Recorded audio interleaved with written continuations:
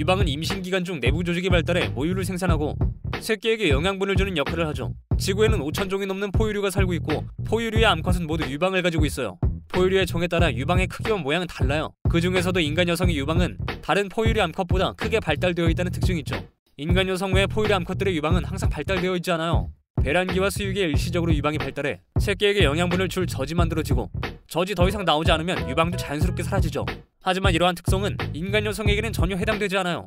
인간 여성의 유방은 수유기와 관련이 없는 사춘기 때부터 발달하기 시작하고 임신과 수유가 끝나서도 그 크기는 계속 유지되죠. 나이가 들고 폐경이 진행되면 유선 조직이 점점 퇴화하고 체내 지방으로 바뀌어 탄력을 잃고 위축되지만 그래도 대부분의 포유류처럼 형체가 사라지진 않아요. 왜 인간의 유방만 이렇게 다른 것일까요? 1987년 팀 카로는 어미가 여러 일을 동시에 수행하기 수월하도록 유방이 발달했다는 이론을 검토했어요. 진화 과정에서 인류는 서서히 털이 없어지고 직립보행을 하기 시작했죠. 그래서 아이는 더 이상 어미의 털을 붙잡고 매달리거나 등에 업히기 어려워졌어요. 이와 동시에 여성은 집안일을 하거나 먹이를 찾기 위해 이동하는 등 사회적 역할이 커지고 활동이 늘었죠. 그래서 여성은 더 많은 일을 하기 위해 아이의 엉덩이를 짚는 방식으로 안고 다니기 시작했지만 아이는 이러한 자세로 어미의 젖을 찾아 먹기가 더 어려워졌어요. 결국 여성의 유방은 아이가 젖을 붙잡고 먹을 수 있는 형태로 서서히 변하게 되었죠. 하지만 이 이론은 수유기가 지난 뒤에도 유방이 남아있는 이유에 대해서는 설명하지 못했어요. 가장 일반적인 이론은 찰스 다윈에 의해 처음 주장되었고 나중에 동물학자 데즈먼드 모리스가 1967년에 쓴 책 털 없는 원숭이를 통해 탐구되었어요. 모리스는 이 책에서 인간의 유방은 다른 암컷 영장류의 부풀어 오른 엉덩이를 대체하고 성적 매력을 높이기 위해 발달했다고 말해요.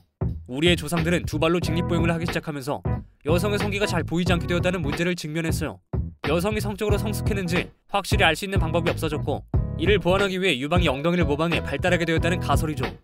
이 이론은 여성의 유방이 왜 사춘기 때부터 발달하는지에 대해서는 설명할 수 있지만 폐경기 이후에도 유방이 남아있는 이유에 대해서는 설명하지 못했어요.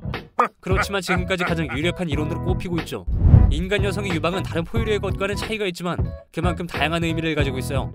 포유류의 유방이 순수하게 새끼에게 영양분을 주기 위해 만들어진 것이라면 인간 여성은 유방의 존재를 통해 자신이 여성임을 느낄 수 있고 유방으로 이성을 유혹할 수 있다는 걸 아주 잘 알게 되죠. 그뿐만 아니라 여성에게 있어서는 여성적인 아름다움의 상징일 뿐만 아니라 성감대 기능도 함께 수행하죠.